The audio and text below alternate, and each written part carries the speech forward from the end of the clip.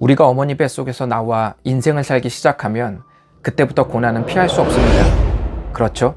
이 영상을 시청하며 함께 묵상하는 분들도 항상 꽃길만 걸어온 것은 아닐 겁니다. 그런데요, 그리스도인들이 좋은 일을 경험할 때는 모든 것을 하나님께서 역사하셨다고 생각하는 반면, 고통스러운 일을 경험할 때는 하나님의 역사가 고통스러운 일에도 역사하고 계시다는 사실을 간과할 때가 많습니다. 마치 하나님의 생기도 영향을 줄 수 없는 폐쇄된 인생으로 여기게 만듭니다. 그때 복음을 살아낼 기력을 잃고 마는데요, 기력이 다 쇠하기 전에 이번 말씀을 함께 묵상하신다면 새로운 역전이 일어납니다. 그럼 본격적으로 묵상을 시작하겠습니다. 베드로는 산돌이신 예수님과 함께 신령한 집으로 세워지고 있는 그리스도인들이 부끄러움을 당하지 않을 것이라고 선언한 후에 이 약속을 믿는 자와 믿지 않는 자로 나눕니다. 그리고 이 둘의 영적인 현실을 예수님과 관련하여 대조합니다. 먼저 이 약속을 믿는 사람에게 예수님은 보배가 된다고 말합니다. 그럼 믿는 자들에게 예수님이 보배라면 믿지 않는 자들에게는 무엇이 될까요? 시편 118편 22절처럼 믿지 않는 자들에게 예수님은 그저 건축자들의 버린 돌이 될 뿐이라고 말합니다. 예수님을 이렇게 대우한 사람들의 결과는 어떻게 될까요? 건축자들이 버린 돌처럼 예수님을 쓸모없다고 여긴 자들에게 훗날 예수님은 부딪히는 돌과 걸려 넘어지는 바위가 될 것이라고 예언합니다. 조금 무시무시하죠? 문제는 지금부터인데요. 이 저주스러운 말 후에 베드로전서는 다음과 같이 기록했습니다. 그들이 말씀을 순종하지 아니함으로 넘어지나니 이는 그들을 이렇게 정하신 것이라. 저주스러운 저 말은 이사야 8장 14절을 인용한 구절인데요.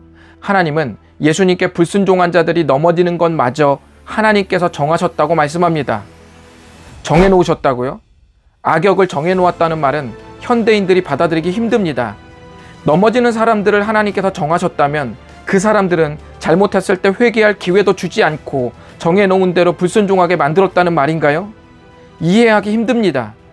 하지만 이 구절을 좀 더 깊게 보면 이 말에 담긴 깊은 의미가 있습니다. 조금 복잡할 수 있는데요, 잘 집중해서 들어보십시오. 이 말을 이해하기 위해서 우리는 두 가지 가르침을 놓치면 안 됩니다. 첫 번째는 베드로가 현재 소아시아에 흩어진 그리스도인들을 위로하기 위해서 이 말을 꺼낸 것을 잊지 마십시오. 하나님께서 불순종하는 사람들과 그들의 결과까지 이미 구약의 말씀으로 예정해 놓으셨다는 말은 부당하게 고통당하는 그리스도인들에게 큰 위로가 되었습니다.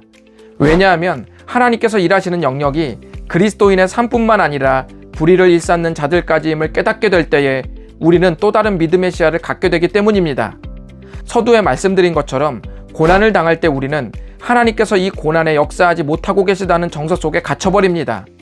하지만 베드로전서의 말씀처럼 고통을 주는 자들까지 구약 성경 속에 예정되어 있다는 사실을 확인한다면 우리는 아직 하나님의 보호가 진행 중이라는 결론을 갖게 됩니다. 조금 찝찝한 마음이 남아있을 수 있지만 아직 포기하지 않을 이유로는 충분합니다. 이제 하나님께서 불순종할 사람들을 예정했다는 말을 이해하기 위해서 놓쳐서는 안 될 두 번째 가르침은 하나님의 정하심이 기계적인 의미는 아니라는 사실입니다. 이 문장을 문법적으로 잘 연구하면 하나님께서 정하신 것은 걸려 넘어질 사람들을 정하셨다는 의미가 아니라 복음을 받아들이지 않고 말씀에 순종하지 않는 삶의 결과가 결국 그렇게 될 수밖에 없다는 의미입니다. 하나님은 그리스도를 정하셨고 예수님께 걸려 넘어질 자들을 정하셨는데요. 이 두 정하심에 대해 램지 마이클스라는 학자가 아주 잘 설명했는데요. 제가 조금 각색해서 들려드리겠습니다. 하나님은 그리스도를 정하신 분이고 그리스도께 불순종하는 자들의 정해진 걸려 넘어짐을 이루실 뿐이다. 그리스도를 정하시고 불순종할 자들이 정해졌다는 이 두 동사는 두 가지 서로 다른 정하심을 나타내는 것이 아니라 두 가지 결과를 지닌 하나의 정하심을 나타낸다. 어떻습니까? 이제 이해가 되시죠? 예수님을 대면하는 한 가지 상황에 대한 두 가지 반응이 자연스럽게 두 가지 결과물을 낼 수밖에 없다는 의미입니다. 지금 여러분은 무엇 때문에 고통스러워 하십니까? 그리고 누구 때문에 힘들어 하십니까? 하나님은 여러분의 삶을 포함하여 여러분이 통제할 수 없는 인생 저편까지 아우르시는 분입니다. 하나님은 예수 그리스도를 대면하는 사람들의 서로 다른 미래를 각각 그에 맞춰 다 준비하고 계시니 걱정하지 마십시오. 여러분은 그리스도와 함께 여러분의 길을 가면 됩니다.